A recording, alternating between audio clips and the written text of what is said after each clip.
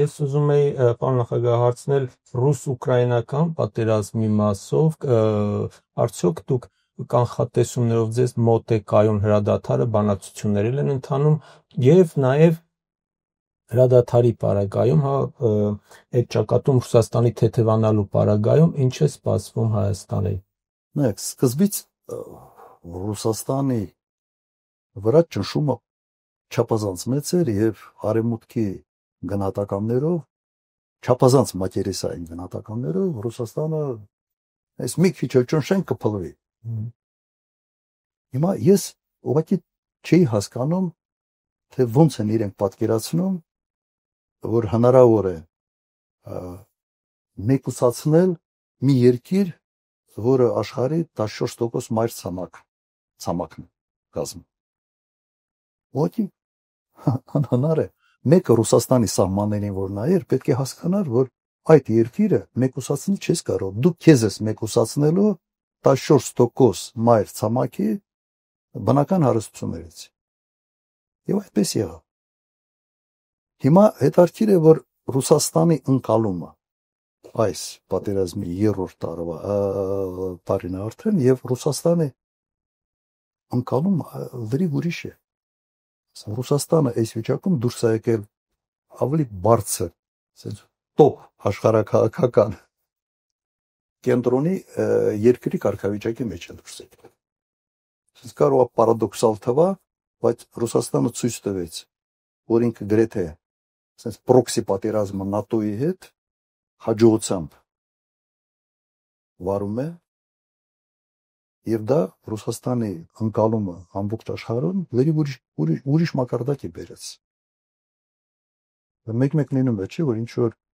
թվացալ վատ բանը միլուցե շատերի համար անսպասելի ձևով բերում է լրիվ այլ կարգավիճակ, այդպես եղավ։ Հիմա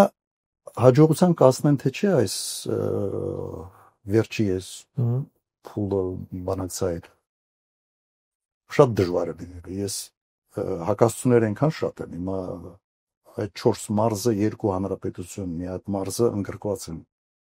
Ռուսաստանի սահմանադրության մեջ եւ ընդգրկված են Ուկրաինայի սահմանադրության մեջ։ Ակնհայտ է, որ Ուկրաինան չի կարողանալու դրանցից հրաժարվի, Ռուսաստանը երբեք դա չի անելու։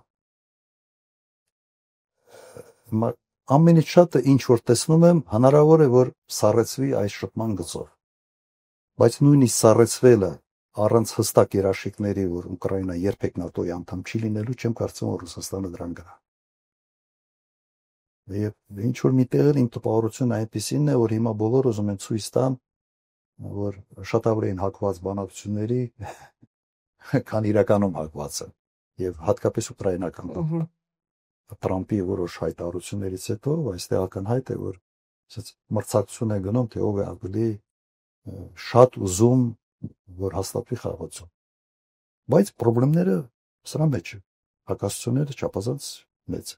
Եվ իրենց համար դժվարությունը եվրոպացիների համար երուչի են մի քիչ նյարդացած,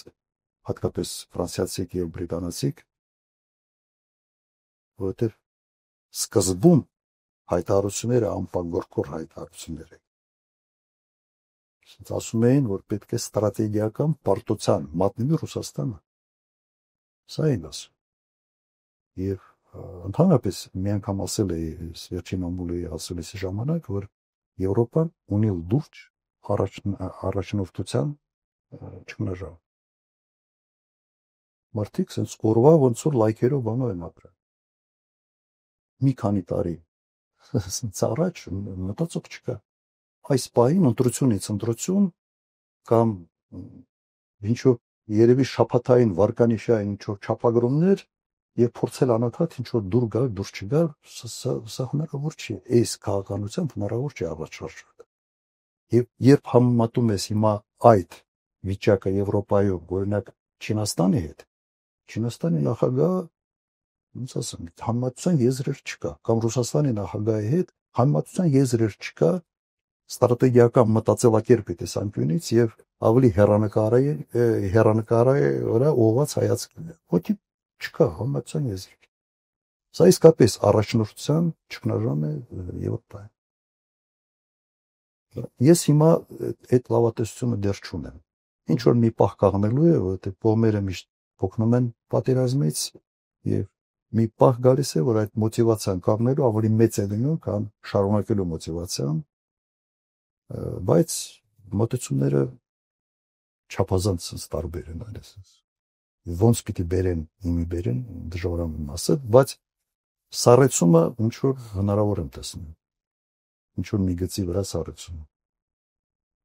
Դա ավելի շատ կախված կլինի Ռուսաստանից արդեն, կամ ազանյութի ոչ։